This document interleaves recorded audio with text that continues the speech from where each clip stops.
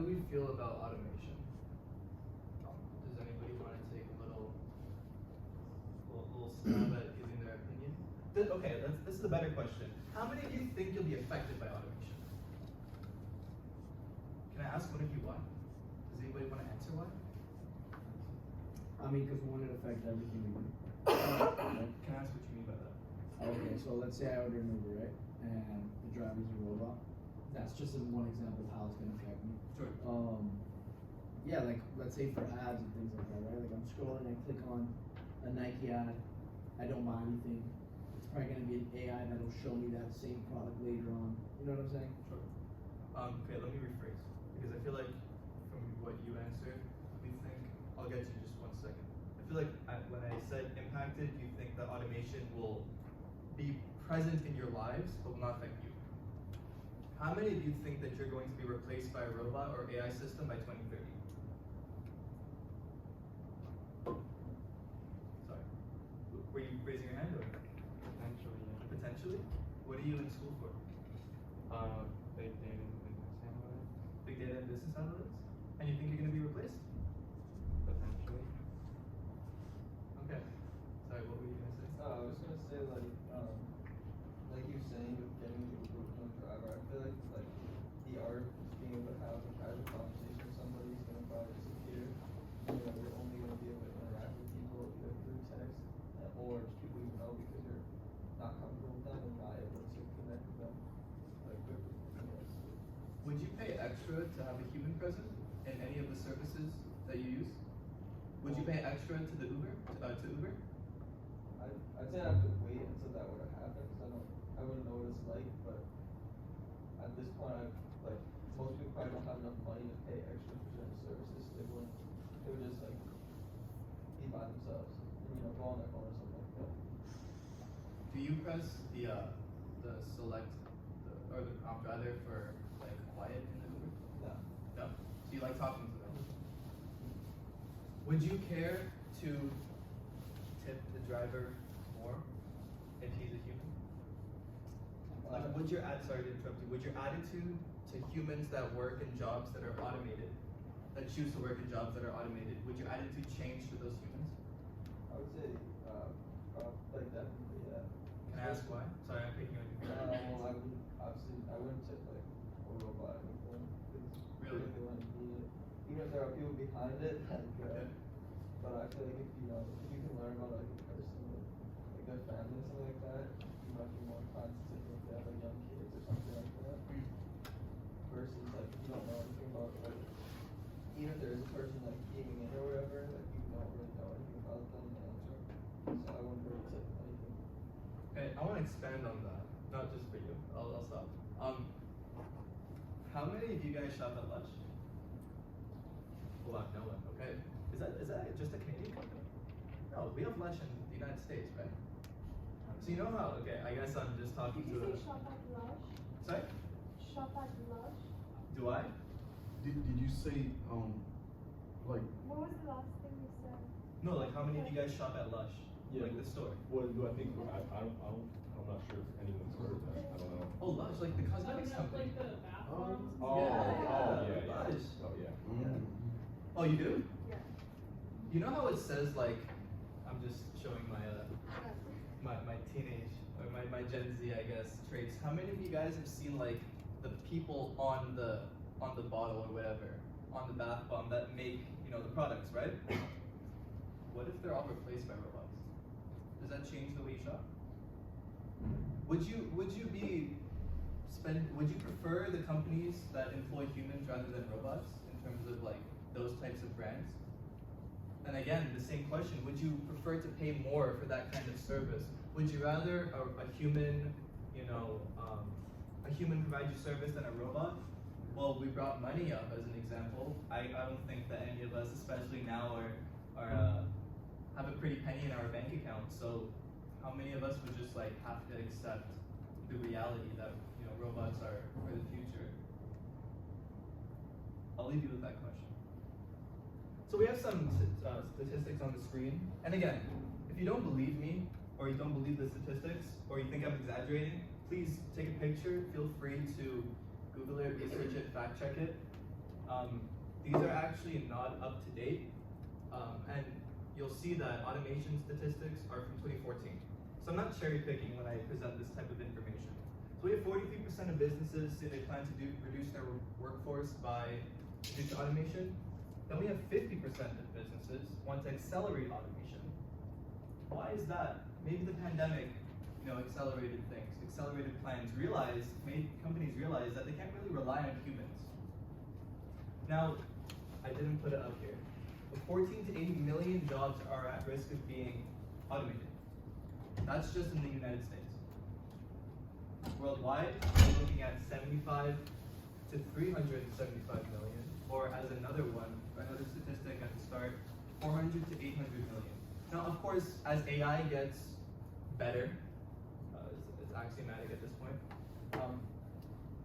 things will change, not for the better, because more powerful technology allows us to replace more complex roles.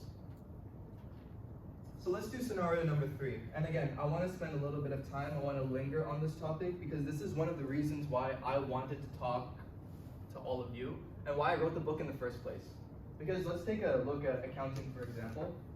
Half of my high school went into accounting, which tells you about the kind of future those people want to lead. And they spent all this money, they got their parents to spend all this money, they're getting good at degree, a CPA, all of that, they're going to accumulate some debt, and they're going to enter a reasonably steady field for now.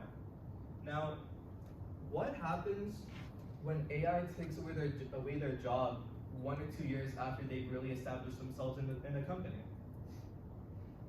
I wanted to ask this question rhetorically, but I really actually want to get the consensus of all of you. What do you expect them to do? You have to get creative. What do you mean by that? They have to figure something to do. Would you rather be creative on your own, or someone have a transitional plan for you? I'd rather do it on my own. Back to that.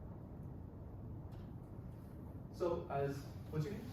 Sebastian. As Sebastian said, we have to get creative, we have to reskill, or we can get another degree. But all of these solutions have problems. It's like we try to go through a tangent and we are presented with more tangents. So you replace and you decide, well, I'm going to go into psychology, I want to be a psychiatrist. I don't know if you know this, but AI is actually revolutionizing psychologists and psychiatrists, because all of that data we talked about before is being stored and it's being given to these psychologists and psychiatrists that can understand you better than any human could understand you. Again, I'm not going to ask how many of you have gone to therapy, but it's a very not transactional, but it's very just surface level. You try to get into it and they just give you generic responses.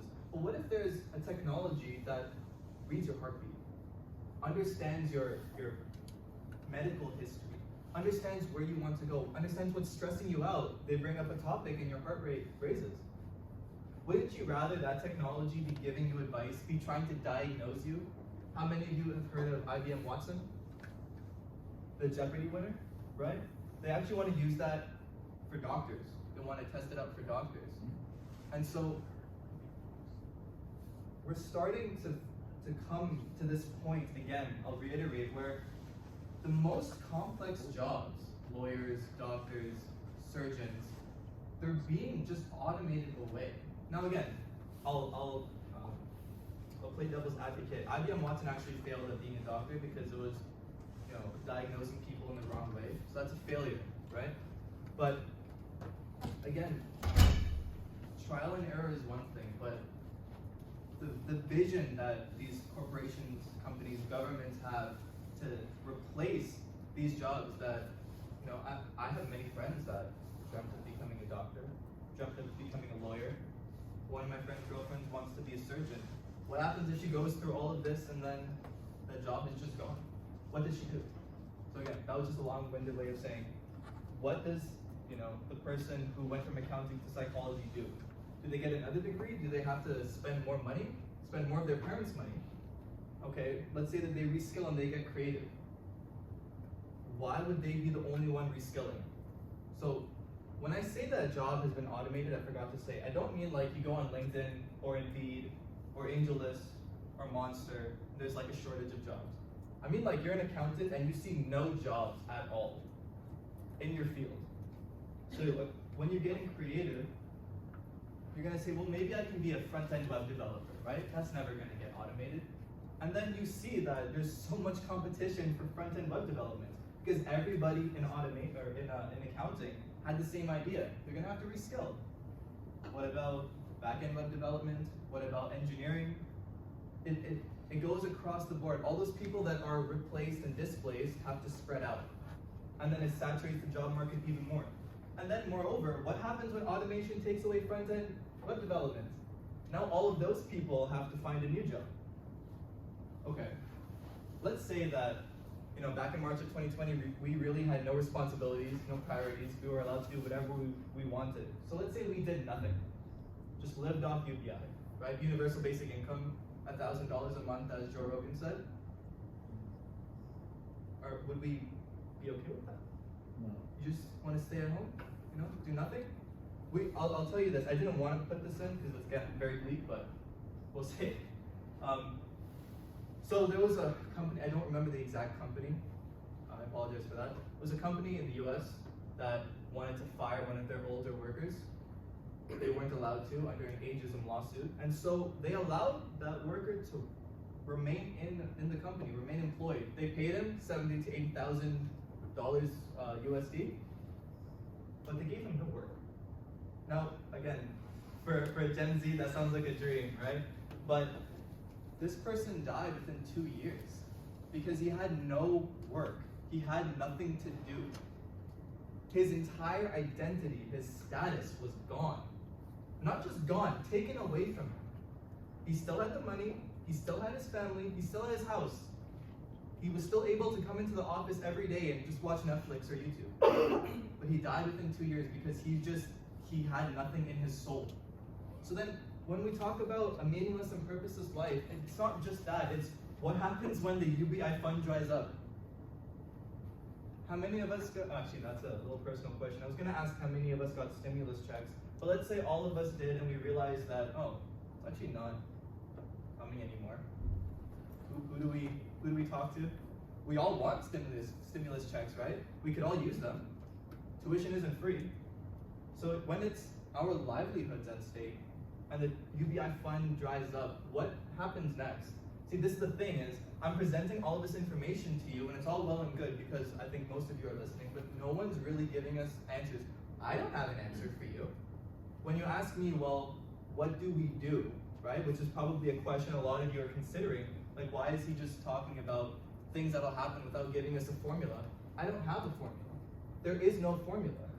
This is all happening since 2013, like a camera factory in the Netherlands, since 2013 was fully automated by robots. Like there's no humans in there at all.